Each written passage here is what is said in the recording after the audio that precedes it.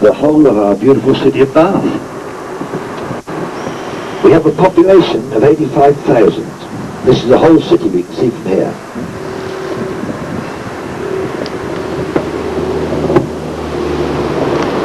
But if we go back to the beginning of the Georgian period, about which I talk so much, it was nowhere near as big as this, because there was no buildings this side of the river, and the river flows the other side of the football field you can see down there. The reason there was no building this side was because the valley used to flood to a depth of between 5 and 10 feet, 2 to 3 meters, several times a year. And that wasn't cured until 1974. But that didn't stop the Georgians in the 18th century.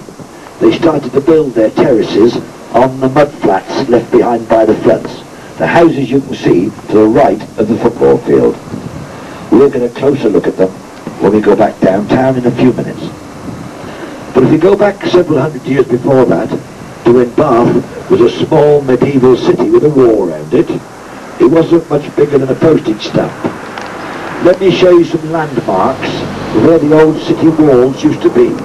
Now you can see the abbey right in the middle of the valley. Start there, move your eyes to the left. You will see a church with a tall steeple. That is St. John's Roman Catholic Church, which is built on the site of the south wall of the old medieval city. Back to the abbey. The east wall is built between the abbey and the football field on the other side of the river.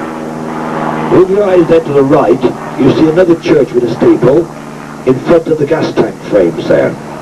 Now that is St. Michael's without. Do you remember we passed it earlier in the tour? Well, part of the north wall is still standing about 150 metres from that church. And then the west wall was built 500 metres the other side of the abbey. So if you draw a line around there in your mind, you can see how small it was. It was just 23 acres, which I think is about 9 hectares. Now the Romans were very fond of Bath, not only because of its spring water, but because Bath, like Rome, is surrounded by 7 hills. Now the principal hills to your left, the Mendip Hills, which run down to the beautiful cathedral city of Wells.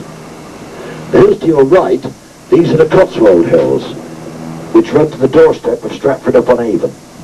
Now if you look up at the Cotswolds, towards the left-hand end, you'll see against the skyline a bald hill with a clump of trees on it.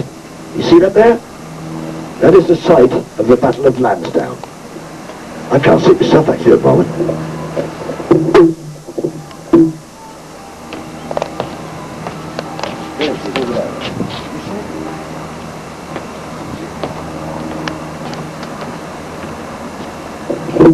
Now the Battle of Lansdowne was one of the bloodiest battles of the English Civil War.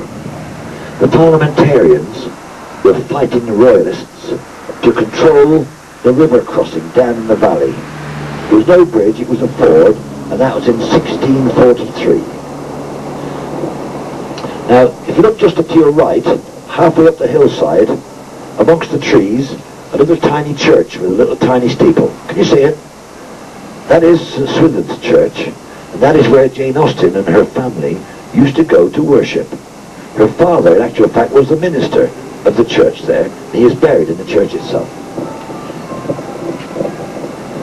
If you look, you've got the church there amongst the trees, but above the trees again, you see one of our beautiful crescents, Camden Crescent, which was built in 1788. It was a lot bigger than that when they built it. If you look at the crescent, look at the left-hand end as we're looking at it now, you'll see the houses step down. Each house is lower than the one next door to it. That's called a wing. Now, there was a wing at the other end when they built it, but just as they finished building it, the wing on the right, with a couple of extra houses, collapsed down the hillside, and they never did rebuild it.